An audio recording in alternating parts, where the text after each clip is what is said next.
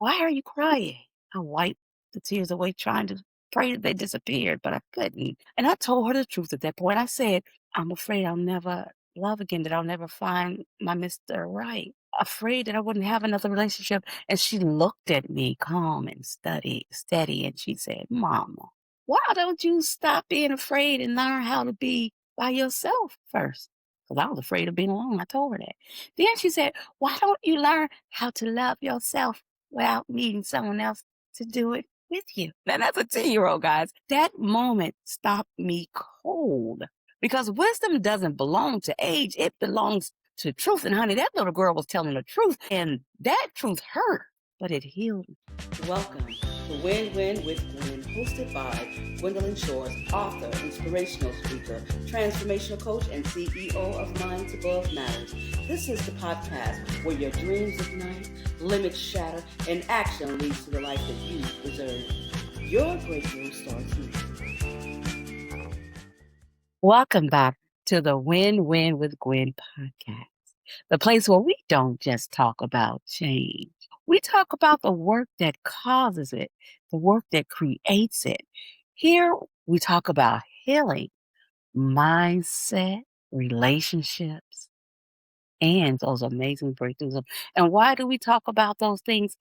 We talk about those things because your future self cannot afford to let your past keep running the show. We have to do the work and make the change.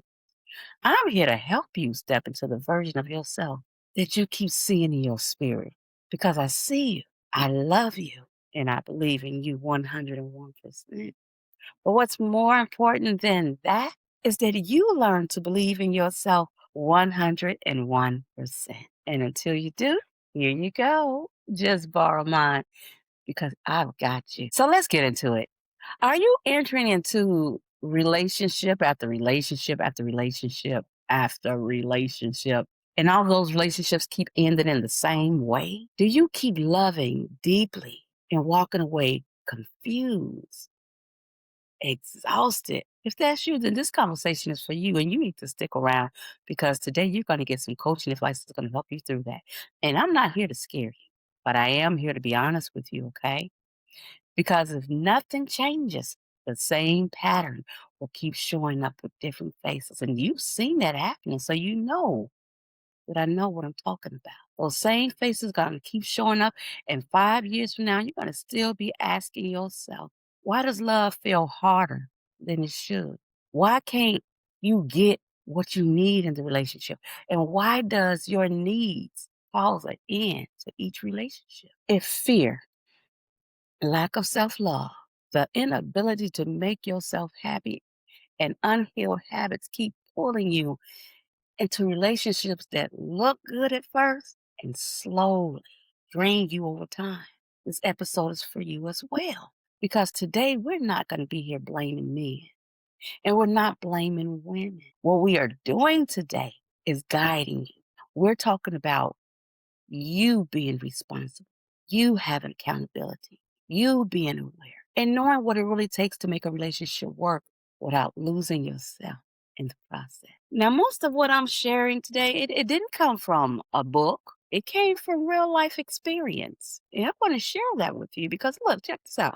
When I married very young. I was about 21 years old. And yes, I was young. I even had a baby before I got married.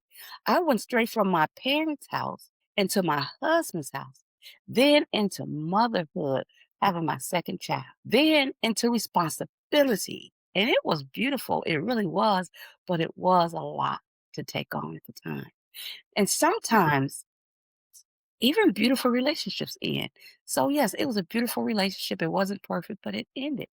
But nobody prepares you for who you are on the other side of that relationship. I didn't know how I got there and what to do. See, after my divorce, I sat and realized something that shook me. I realized that I had never actually lived alone. I had never sat with myself without being someone's wife, being somebody's partner, somebody's mother, somebody's everything. And I didn't notice it at first, but I was carrying baggage that wasn't about marriage that ended. It was about me allowing myself to depend on others for love. It was holding on to old unaligned beliefs that no longer serve me. It was me living in fear. It was that quiet question that was whispering in the background. And that question was, will love ever find me again? I didn't realize how much I had been dependent on my ex for happiness, for love, for emotional and physical safety. And I remember one day after the divorce, I was sitting at the pool. I was crying in the water, crying. And I was trying to hide it, but I couldn't. I thought my kids didn't notice, but my daughter, my 9, no, 10, she was 10. My 10-year-old daughter, she noticed and she looked at me and she said, Mama, why are you crying?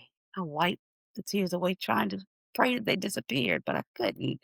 And I told her the truth at that point. I said, I'm afraid I'll never love again, that I'll never find my Mr. Right. Afraid that I wouldn't have another relationship. And she looked at me calm and steady, and she said, Mama, why don't you stop being afraid and learn how to be by yourself first? Because I was afraid of being alone. I told her that. Then she said, why don't you learn how to love yourself without needing someone else to do it with you? Now that's a 10-year-old, guys. That moment stopped me cold because wisdom doesn't belong to age. It belongs to truth. And honey, that little girl was telling the truth. And that truth hurt, but it healed me at the same time. And that was the beginning of my detox, guys. Not from a person, but from beliefs. I learned how to be with myself. I took myself to dinner. Ooh, I took myself to some good meals. I went to movies alone. I prayed alone. I meditated alone. I learned how to sit in silence without having to reach for someone else to fill that space. I stood in the mirror eye to eye with myself and I talked to myself until I believed my own words, my own great words about myself. Somewhere in that process, I stopped living in fantasies. And we create fantasies that we expect people to live by. They don't know what's in your head.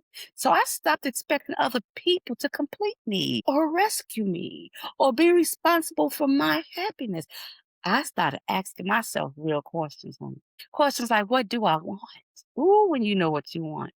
I asked myself, what do I deserve? And baby, you deserve everything. What am I willing to give without losing myself again? So when love came back into my life, I moved slow, honey. I didn't rush. I was not in a rush. I had that opportunity to get to know people. I didn't let anyone push me outside of my comfort zone. I moved on my timeline, my own timeline. And the people who respected that, those are the people who earned access to me. I stopped expecting perfection from people. And I understood that relationships are built in reality, not imagination. Honey, nobody don't know what's going on in your head. So how they supposed to fit the role? You cannot live in fantasy and be in a relationship at the same time because reality will always show up. So now I knew what made me happy. I knew what I could give myself when another person could. And that changed everything. Mm. Because when you don't hand your happiness over completely, you bring something healthier into that relationship. You show up whole, not hoping someone else fills in those gaps. And I want you to hear me clear. Most relationship pain doesn't come from loving the wrong person. It comes from loving without self awareness. It comes from staying in relationships while not being fully committed to loving you. Yeah, you out here trying to love them, but you got to love you first, baby. It comes from caring for yourself, choosing yourself. When you give yourself what you need inside and outside the relationship, you still win. So, yeah, you become stronger during and after a breakup. Even if the relationship ends, you're still in a better place when you can love yourself that way. Healing becomes easier when you stop chasing love and start honoring the lesson. You stop making someone else responsible for your care. Honey, if you're listening to me, any of my exes, I'm sorry. When you know better, you do better, and I'm doing better now. Your healing is your responsibility. Your happiness is your responsibility. And when someone else adds to that, that's beautiful. That's extra. And when you show up for you, you teach people how to treat you. You're not weak. You're not broken. You're human. Healing begins when you choose yourself without guilt, without apology, without fear of being alone. And that's the work you have to do. And yes, I say it all the time. You've got to do the work in order to win. If something in this conversation feels uncomfortable, it's not because I'm attacking you. You're not being attacked. You're feeling that way because awareness is waking up. You feel that? Awareness is the beginning of change, and change is how cycles finally end. Guys, before we close, don't forget to like. Don't you dare forget to like this. Don't forget to subscribe and definitely share this, okay?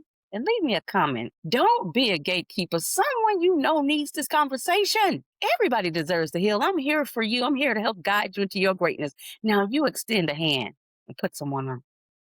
Everybody deserves to grow. We all deserve to win. And I want you to give yourself a high five today for showing up today. And you know what? I see you here and I love you and I believe in you 101%. But what matters more than me believing in you 101% is that you learn to believe in yourself. And until you do, here you go. You can borrow mine. Guys, I will see you next Friday, same spot, same time, 6:15 a.m. sharp. And remember, it's always a win with Gwen. Thank you, guys. Love you.